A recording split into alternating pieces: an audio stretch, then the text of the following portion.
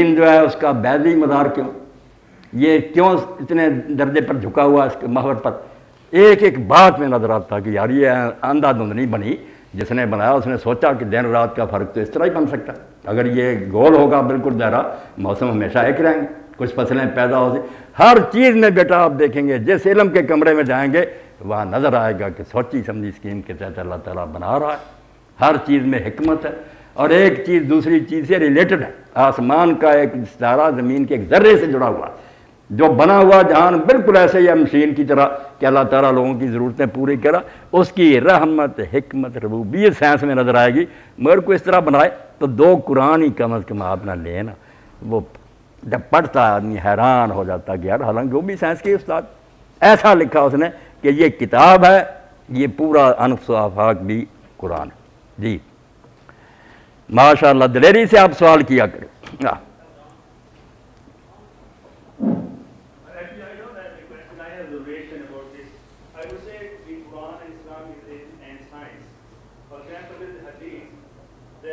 When the people will die, the bones will be rotten and that is, but there is one bone, coccyx bone, it will remain there. It will not rot. When the people will emerge from the graves and they will start from that coccyx bone. Now, I read this paper in the United States that coccyx has a DNA. And DNA is the base of the generation, one thing. The other thing is, for example, Allah subhanahu wa ta'ala clearly said that khanzir is haram. And now the science has proved that the khanzir has one nematode in this case, and it is not killed. And if it is consumed by the people, it causes the joint pain in this case. And now it is proved that that is the reason. But there are a lot of proteins in this case which are dangerous for this one. They are one thing. Other thing is the Quran says, look on the plants. We put the seed, then it grows, then it strengthens the stem, it produces all these things. They will not grow in the barren land. This is the science which has proved all these things. I would say Quran is the end science. And the people, something, for example, in case of the nematode, there are Urdu میں بات آپ پنجابی میں کریں تب بھی اچھی بات، لسان القوم جو ہے نا اپنی زبان کرے۔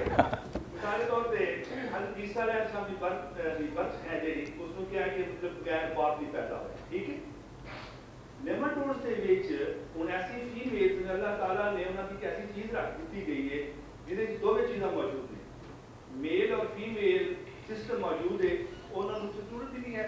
اور جس کو میں ویلیو اسٹوڈنٹ جس میں دیکھی چیز میں کہ سبحان اللہ، اللہ تعالیٰ نے سائنس نے پروف کر دیتا ہے کہ باپ کی ضرورت نہیں ہے، میں بھی کہ اللہ تعالیٰ نے اس چیز کا کرتا ہے۔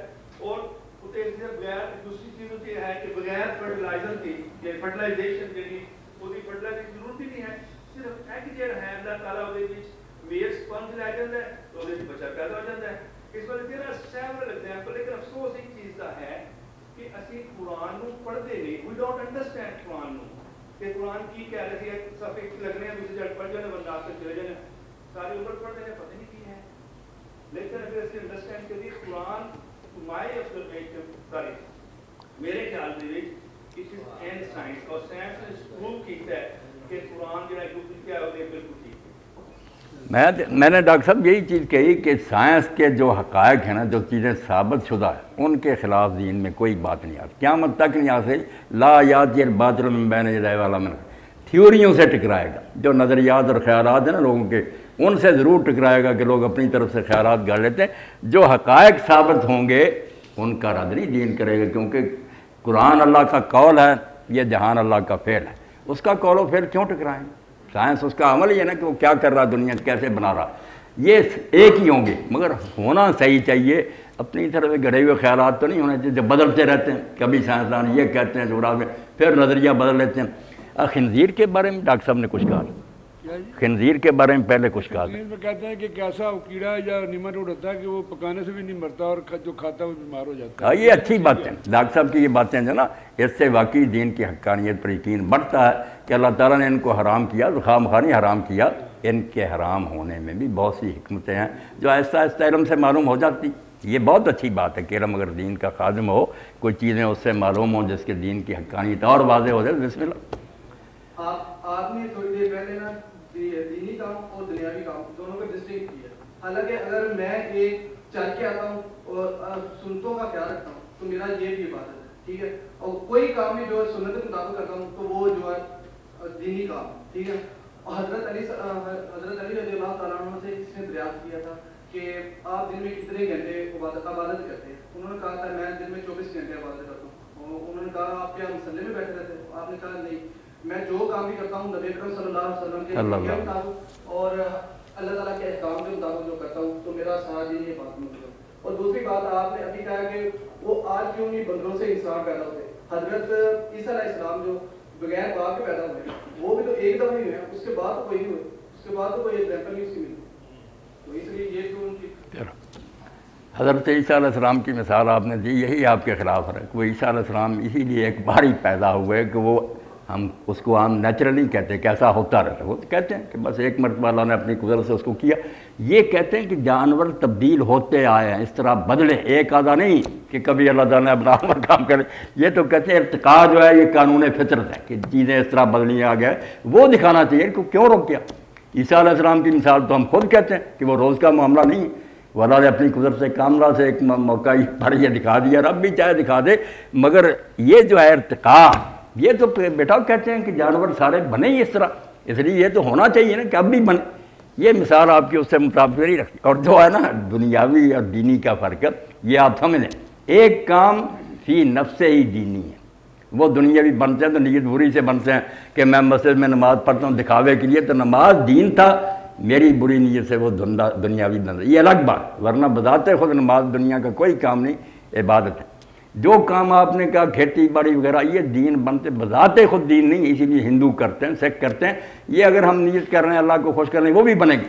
مگر آپ نے جو کھجوروں کی پیوند کے بارے میں فیصلہ فرمایا کہ مدینے کے کاشتکاروں کو کہا کہ یہ کیا کرتے ہو کہ نر جو ہے نا کھجور اس کا بور جا کر گراتے ہو مادہ پر، ان کا تو تجربہ تھا، آپ بھی اب جانتے ہیں کہ نر مادہ، مگر آپ نے چونکہ تجربہ نہیں تھا نہ یہ کوئی دینی معاملہ تھا، آپ نے فرمایا کیوں کرتے ہو؟ انہوں نے چھوڑ دیا، فصل تباہ ہو گیا۔ پھر جب عرض کیا تو کہا آپ نے فرمایا میں بشر ہوں، میں نے اپنے خیال سے ایک بات کہی تھی، یہ کوئی دینی مسئلہ تھا، آئندہ جب میں دین کی بات کہ وہ مجھے لے لو، انت معلوم بامر دنیا کے کام یہ زراعت وغیرہ تم آپ بہتر جانتے، یہ تقسیم خود حضور نے کر دی، تو فرق صاف نظر آتا ہے۔ جس کام میں مسلم غیر مسلم دونوں شریک ہوں گے وہ دنیا کا ہوگا، اگر اس کو ہم اللہ کی رضا کے لیے کریں گے وہ پھر کنورٹ ہو جائے نیت سے، ورنہ اصل میں دنیا۔ اور جو عبادت کے کام ہے چرچ میں نماز وغیرہ سارے یہ ہیں فی نفس ہی بات، یہ اگر کنورٹ ہوں گے ہماری سے نیت دکھاوے کی ہو گئی یا کوئی لوٹنے مارنے کی دھوکہ دے، وہ الٹ دیا اس نے، ورنہ بذات خود یہ چیزیں عبادت ہے، فی نفس عبادت اور بالغیر عبادت، نیت کر لی تو چلو ثواب دنیاوی کاموں میں ہیں، یہ الگ کام، اسی لیے مسلم غیر مسلم سارے ان میں شریک ہوتے ہیں۔ جی بسم اللہ الرحمن الرحیم۔ حضرت میں آپ سے ایک سوال کرتا ہوں، سنت فرض اور واجب میں جو فرق ہے، میں نے ایک شاید حدیثی کا سنی ہے کہ اگر کوئی بندہ فرض روزہ رمضان کا چھوڑ دے اس کے بعد ساری عمر اس کی قضا کرتا رہے تو اس فرض کے درجے کو نہیں پہنچ سکتا ایک روزے کو، تو یہ ذرا آپ ان کا فرق بتائیں، کیونکہ ہمارے زیادہ تر اختلاف جو ہے نا وہ نہ فرائض میں ہے نہ واجبات میں، چھوٹی چھوٹی باتوں میں آ کے چھوٹی اختلاف ہو جاتا ہے۔ شکریہ۔ ڈاکٹر صاحب نے بہت عمدہ سوال کیا، کیونکہ دینی لٹریچر جب آدمی پڑھتا ہے تو اس میں یہ ٹرمیں سامنے آتی ہیں نا، یہ اس طرح ان سے واسطہ پڑھتا۔ اب عام امت کے علماء جو ہے نا انہوں نے تو صرف احکام کی 5 قسمیں کی ہیں کہ سارے شرعی حکم جو ہے نا 5 کیٹیگری میں آ جاتے ہیں، ایک طرف فرض ہے، دوسری طرف اس کے مقابلہ میں حرام ہے۔ ادھر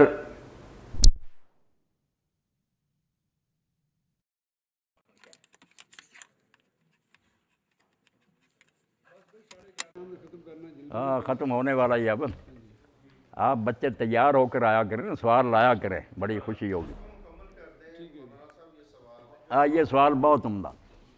تو احکام شرعیہ جو ہے نا دین میں جتنی باتوں کا حکم ہے وہ عام ائمہ نے تو 5 ان کو حصوں میں تقسیم کیا۔ ایک طرف فرض ہے، وہ واجب کو بھی فرض ہی سمجھتے ہیں کہ الگ کوئی نہیں، دونوں کا ایک ہی معنی۔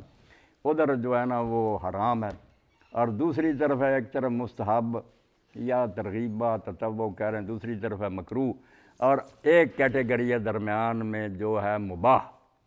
فرض کیا ہے کہ اس کو کیے بغیر کوئی آدمی مسلمان نہیں رہتا، مسلمان ہونے کے لیے ضروری کہ لازماً وہ کام کرے، کمپلسری ہے، اور حرام ہے کہ بالکل وہ روک دیا گیا مسلمان وہ کام نہیں کر سکتا۔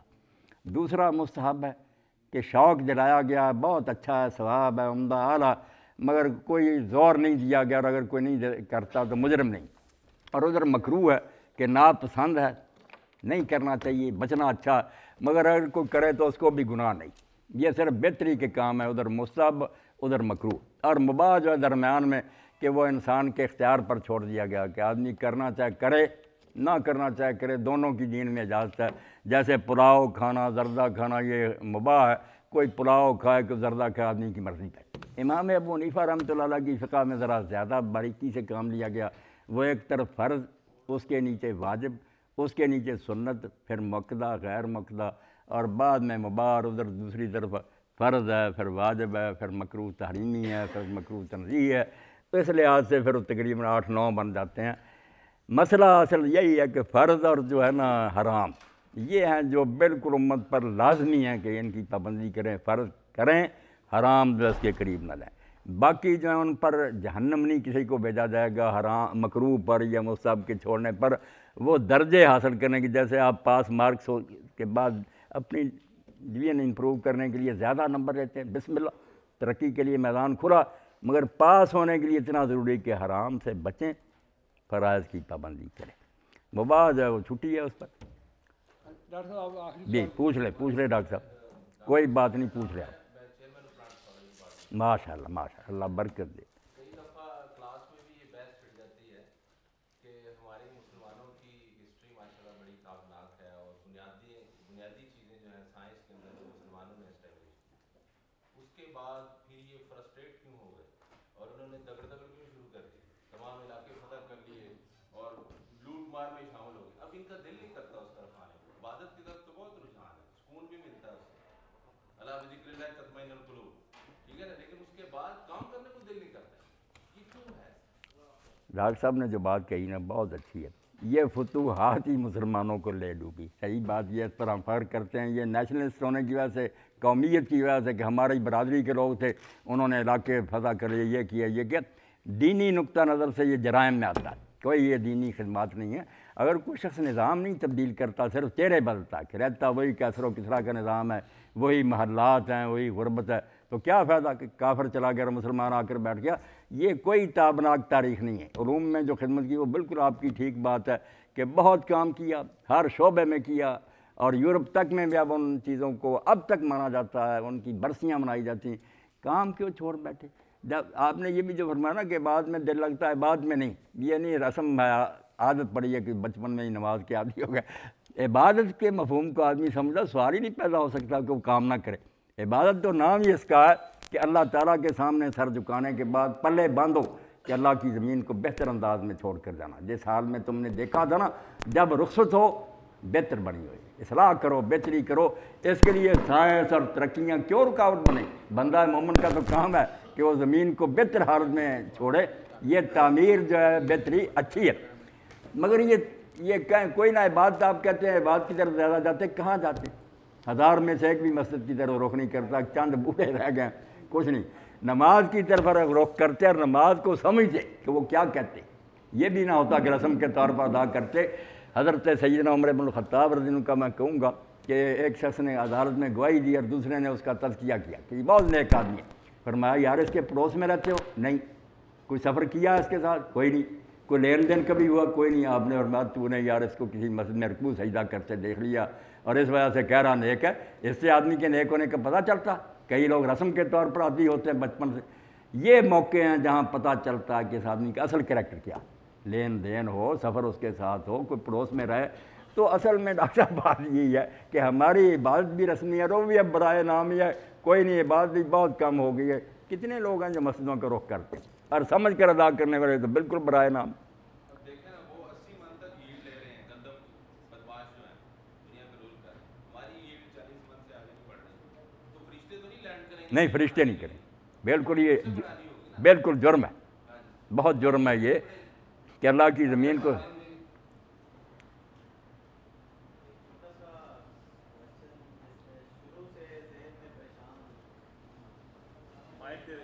آج مائک دینا چاہیے نا بھائی.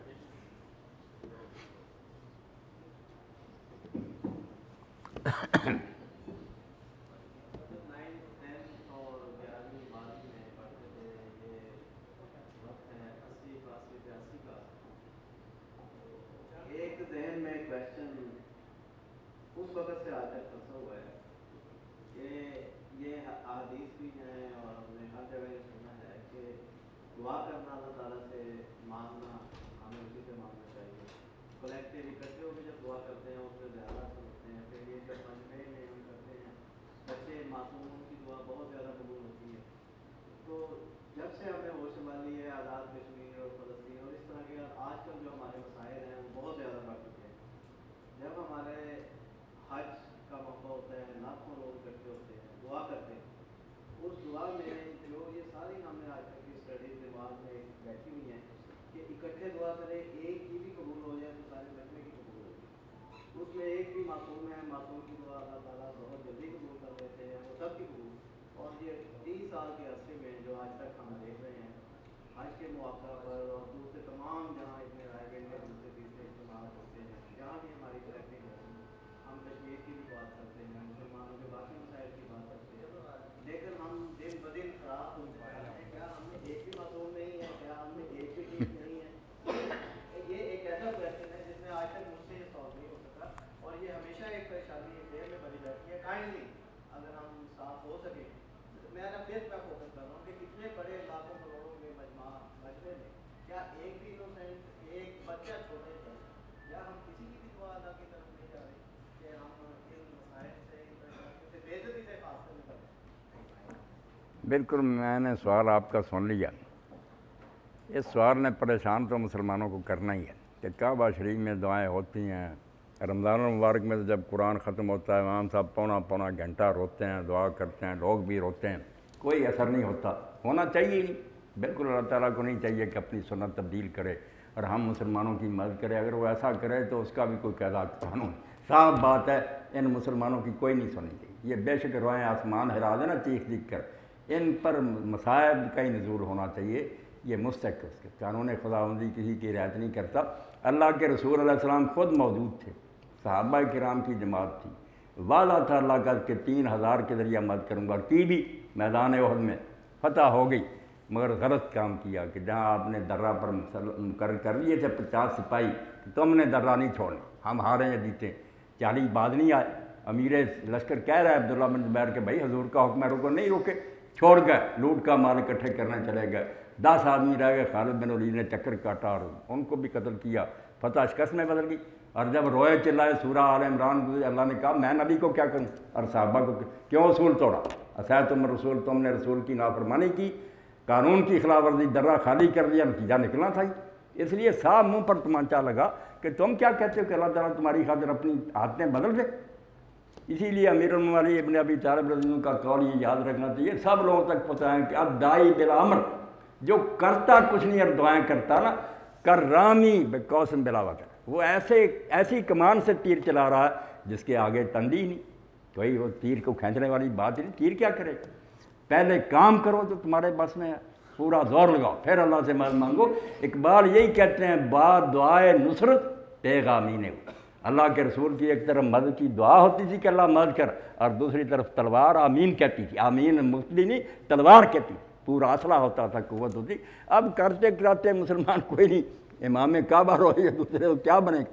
اور آپ نے وہاں کی مثال دی. میں تو جاتا رہا جانتا ہوں کہ اب امام کعبہ کتنے مظلوم ہیں اور حرم شریف کتنا محبوس ہے کہ امام کعبہ اپنی مرضی سے دعا نہیں کر سکتا آیت نہیں پڑھ سکتا. لکھی دیتے ہیں وہ صرف پڑھ دیتا.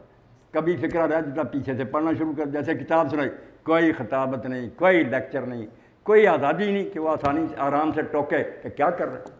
سپاہی سامنے بیٹھا ہوتا ہے کہ اگر آیت بھی تبدیل کی اسی وقت نوٹ کر لیں. تو ایسے لوگوں پر اللہ کی رحمت نازل.